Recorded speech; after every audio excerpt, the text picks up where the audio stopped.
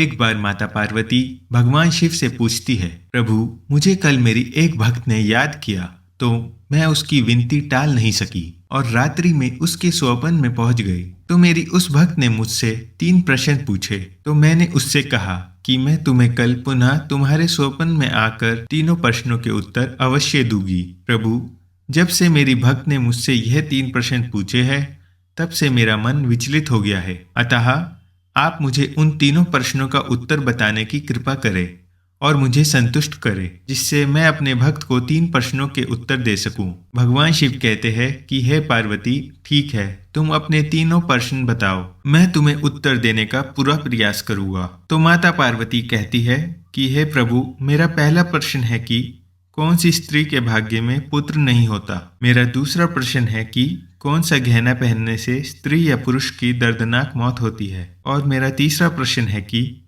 स्त्री का कौन सा श्रृंगार उसे स्वर्ग में स्थान दिलवाता है। भगवान शिव कहते हैं कि हे पार्वती, तुम्हारे तीनों ही प्रश्न बहुत ही महत्वपूर्ण हैं। जो भी इन तीनों प्रश्नों के उत्तर समझकर अपने जीवन में उतार लेता है, उसे जीवन में मृत्यु के बाद भी सब सुख की प्राप्ति होती है। भगवान शिव कहते हैं कि पार्वती, अब मैं तुम्हारे तीनों प्रश्नों के उत्तर एक छोटी सी कहानी के माध्यम से दूंगा, मगर मेरी एक शर्त है कि जब तक मैं इस कहानी को सुनाऊं, तब तक तुम्हें पूरे मन से यह कहानी सुननी है, क्योंकि अधूरी कहानी सुनने से हमेशा अधूरा ज्ञान ही प्राप्त होता है, जो जीवन में कभी काम नहीं आता। तो पार्वती बोली कि ठीक है, मैं आपको वचन देती हूँ कि मैं इस कहानी को पूरे मन से सुनूंगी। भगवान शिव कहते हैं, पार्वती, पहाड़ों की तलहटी में एक छोटा सा गांव था। उस गांव के मुखिया के 2 बेटे थे। बेटों की शादी हो चुकी थी। मुखिया की पत्नी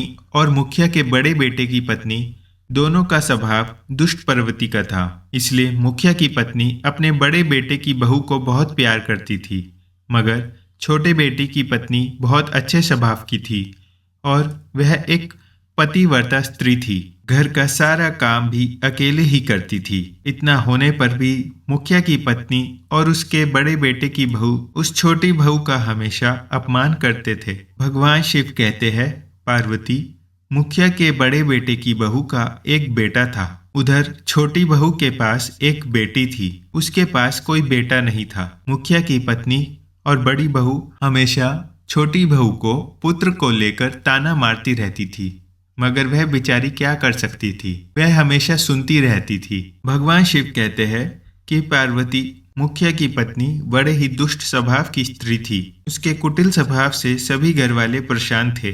वह अपनी सीधी सादी छोटी बहू को बहुत ज्यादा ही परेशान करती थी। उसे सताने में मुखिया की बहू को विशेष आनंद आता था। मुखिया के छोटे बेटे की बहू का नाम सुकन्या था। बेचारी सुकन्या सुबह सुबह जल्दी उठकर सब काम पर लग जाती थी और अर्धरात्रि होने पर कहीं जाकर बिस्तर में सोने को मिलता था। इतना करने पर भी मुखिया की पत्नी की निगाहों में सुकन्या हमेशा खटकती रहती थी। अब एक दिन सुबह सुकन्या घर में झाड़ू पोछा कर रही थी, तो मुखिया की पत्नी वहां पर आकर बोली, तेरे हाथों में जान नहीं है क्या? जरा जल्दी जल्दी हाथ चला, मैं मंदिर जा रही हूँ। मेरे आने तक खाना तैयार रखना, आते ही खाओगी। और सुन, एक भी दाना अन्न का बर्बाद न होना पाए। भगवान शिव कहते हैं, पार्वती, बेचारी सुकन्या चुपचाप अपनी सास की बातों को सुनती रहती और उसकी हाँ में हाँ मिलाकर अपनी गर्दन हाँ में हिला दी।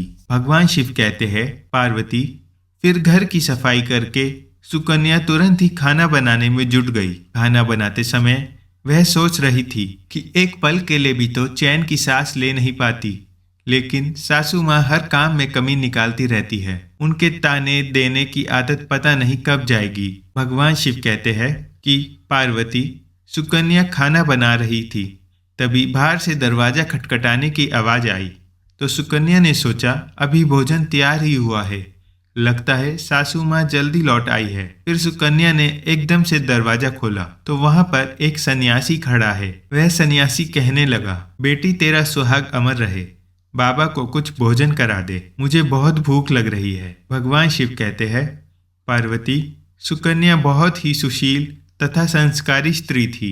उसने सोचा, साधु महाराज को भोजन करा तो दूं, पर यदि कहीं मेरी सास आ गई तो मेरी खैर नहीं। फिर कुछ देर सोच विचार करने के बाद में उसने सन्यासी को भोजन करने के लिए अंदर आने को कहा। सुकन्या ने मन में सोचा कि सास से कैसा डर।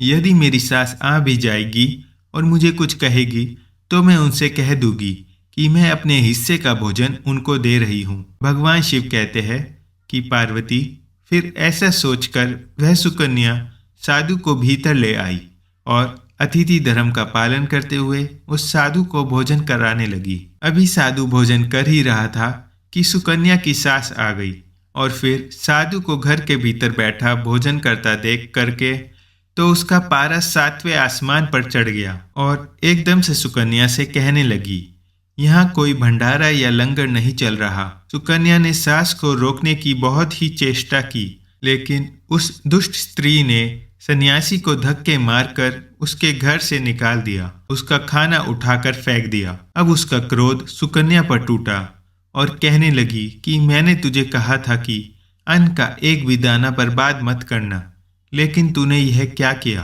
तूने इस महात्मा को इतना सारा अन्न खाने को दे दिया। भगवान शिव कहते हैं, पार्वती, सुकन्या डरते डरते बोली, माँ जी, मैंने तो अपने हिस्से का भोजन दिया था, इसमें इतना भला बुरा कहने की क्या बात है? अतिथि तो भगवान का स्वरूप होता है। अतिथि धर्म का पालन तो घर गृहस्थी में करना चाहिए। इस प्रकार काफी देर तक सास बहू की तकरार चलती रही। अंत में उस कुटिल सास ने सुकन्या को भी धक्के मारकर घर से बाहर निकाल दिया। अब वह बेचारी रोती बिलखती हुई दरवाजा पीटती रह गई, लेकिन उसकी सास पत्थर जैसी बन गई। उसका दिल नहीं पसीजा। सुकन्या के पास एक ही रास्ता बचा था कि वह अपने घर पर लौट जाए। भगवान शिव कहते हैं, पार्वती, इस प्रकार सुकन्या दुखी होकर अपने मायके के लिए निकल गई। बीच में एक घना जंगल पड़ता था। सुकन्या भूख प्यास से तड़पती हुई अपने मायके के लिए चली जा रही थी। तभी अचानक जोरों से बादल गरजे और मूसलाधार बारिश हो गई। भगवान शिव कहते हैं, पार्वती, वर्षा से बचने के लिए सुकन्या ने एक पेड़ की शरण ली, लेकिन वर्षा का वेग इतना तीव्र था कि बचना मुश्किल हो गया। किसी पेड़ की जड़ में एक कटोर बना था। सुकन्या यह सोचकर उसमें घुस गई कि वर्षा रुकने के बाद वह बाहर निकल जाएगी और जब तक वर्षा हो रही है वह कटोर के अंदर वर्षा से अपनी सुरक्षा कर सकती है। जब सुकन्या पेड़ के कटोर में घुसी तो उसे कटोर के अंदर एक साधु मिले। वह साधु और कोई नहीं, स्वयं भगवान विष्णु थे। फिर विष्णु जी ने कहा, बेटी, रोना बंद करो। मुझे मालूम है कि घर वाले तुम्हारा अनादर इसलिए करते हैं क्योंकि वह दुष्ट स्वभाव के हैं, और ताने इसलिए मारते हैं क्योंकि तुम्हारी जेठानी को पुत्र की प्राप्ति हो गई और तुम्हें पुत्र रतन की प्राप्ति अभी तक नहीं हुई है। तुम चिंता मत करो, मैं तुम्हें एक पर्ची देता हूँ। इसमें जो उपाय लिखा है उससे पूरी निष्ठा से करना, फिर तुम्हें एक गुणवान पुत्र की प्राप्ति होगी। और इस प्रकार विष्णु पर्ची देकर वहां से अंतर्ध्यान हो गए। भगवान शिव कहते हैं, पार्वती, उधर जब वर्षा बंद हो गई तो सुकन्या को ढूंढता हुआ उसका पति वहां पर पहुंच गया।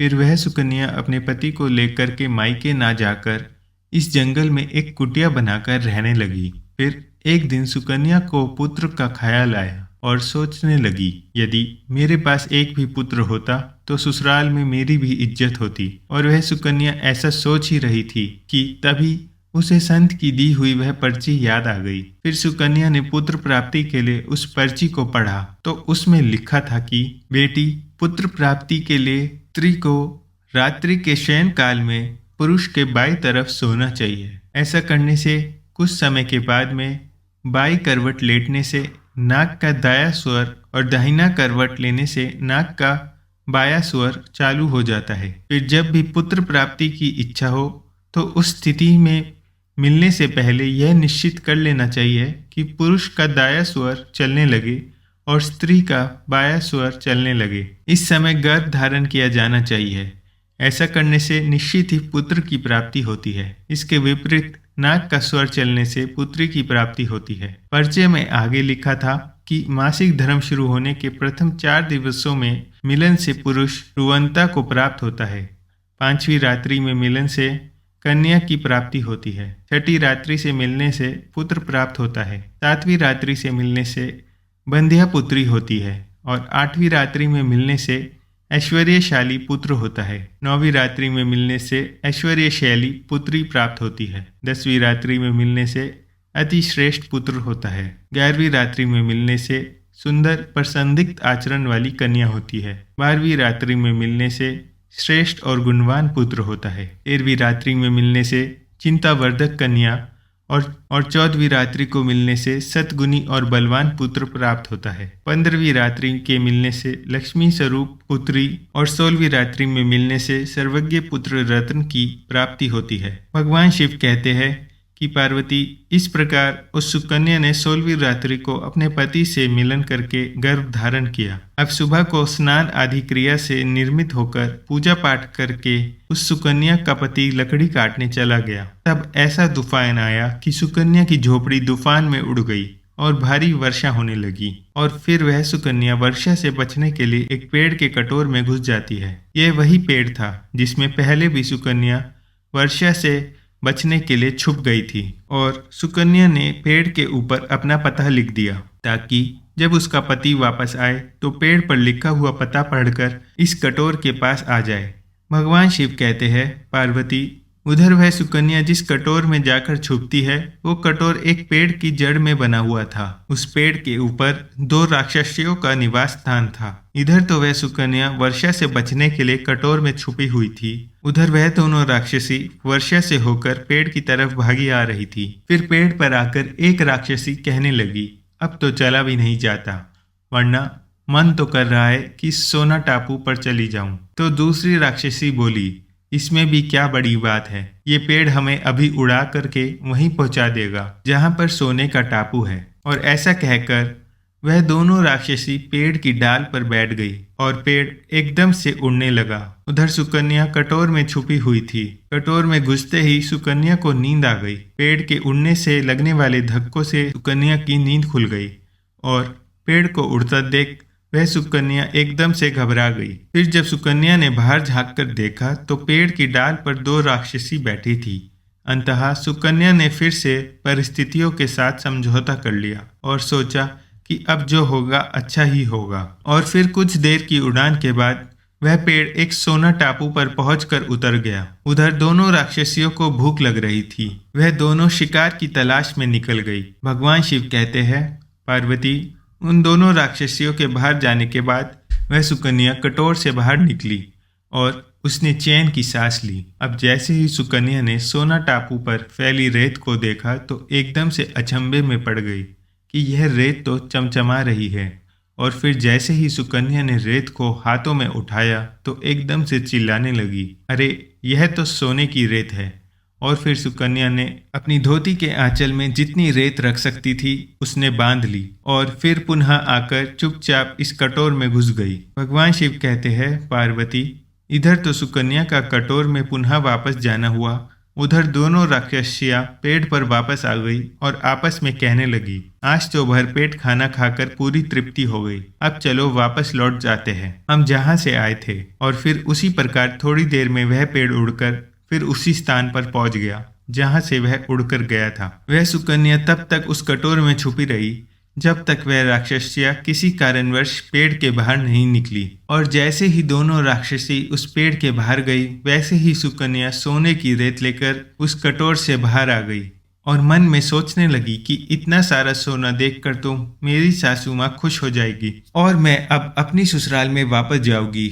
अपनी सासू माँ को इतना सारा सोना दूंगी, फिर वह मुझसे कभी भी नफरत नहीं करेगी और हमेशा के लिए प्यार करने लगेगी। भगवान शिव कहते हैं, इधर तो सुकन्या ऐसा सोच रही थी, उधर सुकन्या का पति सुकन्या को ढूंढता हुआ कटोर की तरफ आ जाता है और फिर वह सुकन्या अपने पति को सारी बात बताती है और अपने पति को लेकर अपने घर के द्वार पर पहुंच जाती है। घर जाकर सुकन्या अपनी सासू माँ से कहती है कि देखो सासू माँ, मैं आपके लिए क्या लाई हूँ। और फिर ऐसा कहते हुए सुकन्या घर के भीतर प्रवेश करती है और वह सारा सोना अपनी सासू माँ को दे देती है। और किस तरह यह सोना प्राप्त हुआ वह सारी घटना अपनी सासू माँ को बता देती है। भगवान शिव कहते हैं, पार्वती, सोना लेने के बाद में सुकन्या की सास एकदम से क्रोधित होकर बोली कि तू बहुत कम सोना लेकर आई है, तुझे वहां पर जितना भी सोना था सारा सोना लेकर आना चाहिए था। कि फिर अपनी सास की बात सुनकर के वह सुकन्या कहती है कि माँ जी, हमारी 3-4 पीढ़ियों के लिए इतना सोना काफ़ी है। तो सास कहने लगी, अरे मूर्ख, सोना भी कभी काफी होता है, जितना हो उतना ही कम है। अब देख, मैं जाऊंगी, फिर देखना कितना सोना बटोर कर लाती हूँ। सुकन्या ने अपनी सास को बहुत समझाया, पर उस लालची दुष्ट स्त्री को समझ में एक भी बात नहीं आई। उसने सुकन्या की एक भी बात नहीं सुनी और जाकर के उस पेड़ की कटोर में बैठ गई। उधर वह राक्षसिया जैसे ही पेड़ पर आई तो एकदम से पेड़ हिलने लगा। इधर तो पेड़ उड़ता हुआ जा रहा था, उधर वह सुकन्या की सास मन ही मन बहुत खुश हो रही थी कि आज तो मैं बहुत सारा सोना एक साथ बटोर कर लाऊंगी। इधर तो सुकन्या की सास अपने मन में खुशियां मना रही थी। उसी समय एक राक्षसी कहने लगी, चलो आज स्वर्ण द्वीप पर ना चलकर के मत्स्य द्वीप पर चलते हैं। आज मछलियां खाने का बहुत मन हो रहा है। और फिर जैसे ही राक्षसियों ने मछलियां खाने का मन बनाया, वैसे ही वह पेड़ मत्स्य द्वीप की तरफ उड़ चला। भगवान शिव कहते हैं, पार्वती, इस प्रकार राक्षसियों की बात सुनकर के कटोर में बैठी लालची स्त्री स्वयं पर संयम न रख सकी और एकदम से बोल पड़ी, अरे तुम सोना टापू क्यों नहीं जा रहे हो? मत्स्य द्वीप मत जाओ, सोना टापू पर चलो। अब जैसे ही उस लालची स्त्री ने इतनी आवाज दी कि राक्षसिया समझ गई कि इस पेड़ की कटोर में कोई जरूर छिपा है, और उन्होंने एकदम से जैसे ही कटोर में प्रवेश किया और फिर जैसे ही दोनों राक्षसियों ने उस लालची स्त्री को देखा तो एकदम से उठाकर उसे पेड़ के नीचे फेंक दिया और धरती पर गिरते ही उसके प्राण पखेरु उड़ गए। जब यह सूचना मुखिया को मिलती है कि उसकी पत्नी मर चुकी है तो मुखिया एकदम से अपने छोटे बेटे की बहू यानी सुकन्या के पास जाता है और उससे कहता है, बेटी, मैं तो इसे पहले से ही समझाता था कि तू ऐसा काम मत कर, लालच नहीं करना चाहिए, और बहुएं बेटी की तरह होती है, उनको प्यार देना चाहिए, मगर मैं क्या करूं? उसने मेरी एक भी बात नहीं मानी और उसे उसके कर्मों का फल आज मिल गया। उधर सुकन्या पति के साथ में सुखपूर्वक जीवन यापन करने लगी। फिर समय पूर्ण होने के बाद में सुकन्या को एक बहुत ही गुणवान पुत्र की प्राप्ति हुई। अपनी गोद में अपने पुत्र को खेलते हुए देखकर सुकन्या की खुशी का ठिकाना नहीं रहा और वह विष्णु और लक्ष्मी जी को तहे दिल से धन्यवाद करने लगी। उधर सेठ के बड़े बेटे की बहू, जो हमेशा सुकन्या के पुत्र को लेकर ताने मारती रहती थी, उसके दिन गरीबी में गुजरने लगे। जब सुकन्या को पुत्र की प्राप्ति हो गई और उसे धन भी प्राप्त हो गया, सेठ की बड़ी बहू ने जाकर के सुकन्या के आगे हाथ जोड़ करके अपनी गलती की माफी मांगी। सुकन्या एक बहुत ही पतिव्रता और दयावान स्त्री थी, बहुत ही मधुर संबंधों वाली स्त्री थी, इसलिए वह अपनी जेठानी को माफ कर देती है और जो भी सोना वह लेकर आई थी उसमें से आधा सोना वह अपनी जेठानी को भी दे देती है। और इस प्रकार मुखिया अपनी छोटी बहू की बहुत प्रशंसा करता है। फिर मुखिया का पूरा परिवार बड़े ही प्यार से जीवन यापन करने लगता है। भगवान शिव कहते हैं, इस प्रकार जब समय धीरे धीरे सुखपूर्वक व्यतीत होने लगा तो मुखिया की बड़ी बहू के जो पुत्र हुआ था वह अवगुणी था, इसलिए उसने सारा सोना अवगुणों में बर्बाद कर दिया। और उधर सुकन्या का जो पुत्र हुआ था वह बहुत ही गुणवान था। वह अपने जीवन में इतना आगे बढ़ा कि उसने अपने माँ बाप का नाम रोशन कर दिया। और फिर जब सुकन्या और उसकी जेठानी ने अपना जीवन पूरा जी लिया तो मृत्यु उपरांत सुकन्या को स्वर्ग की प्राप्ति हुई और उसकी जेठानी को नर्क में स्थान मिला। भगवान शिव कहते हैं, पार्वती, तुम्हारा पहला प्रश्न था कि कौन सी स्त्री के भाग्य में पुत्र नहीं होता, तो समझ लो, विष्णु भगवान के द्वारा दिए गए पर्ची के नियमों के विपरीत जो कार्य करते हैं उनके भाग्य में पुत्र नहीं होता। इसलिए पुत्र या पुत्री की इच्छा रखने वाले भाई बहन इस कहानी को बार बार ध्यान से सुने और इच्छा अनुसार संतान की प्राप्ति करे। अब भगवान शिव कहते हैं कि पार्वती, तुम्हारा दूसरा प्रश्न था कि कौन सा गहना पहनने से स्त्री या पुरुष की दर्दनाक मौत होती है, तो समझ लो कि वह लालच रूपी गहना जो मुखिया की पत्नी ने पहना था और खूब सारा सोना लाने के लालच में कटोर में घुस गई और राक्षसियों के द्वारा नीचे फेंक दिए जाने के कारण मुखिया की पत्नी की दर्दनाक मौत हो गई। इसलिए लालच रूपी गहना कभी भी नहीं पहनना चाहिए। भगवान शिव कहते हैं कि अब तुम्हारे तीसरे प्रश्न का उत्तर देता हूँ कि कौन सा श्रृंगार करने से स्त्री को स्वर्ग मिलता है, तो वह चरित्र रूपी श्रृंगार यानी चरित्रवान एवं पतिव्रता स्त्री को स्वर्ग में स्थान मिलता है। जैसे कि मुखिया की छोटी बहू सुकन्या एक पतिव्रता स्त्री थी, उसका चरित्र बहुत ही उज्जवल था, इसलिए मृत्यु उपरांत उसे स्वर्ग में स्थान मिला। दोस्तों, आपको यह कहानी कैसी लगी कमेंट करके जरूर बताएं। फिर मिलूंगा एक नई कहानी के साथ। और जाने से पहले ओम नमः शिवाय जरूर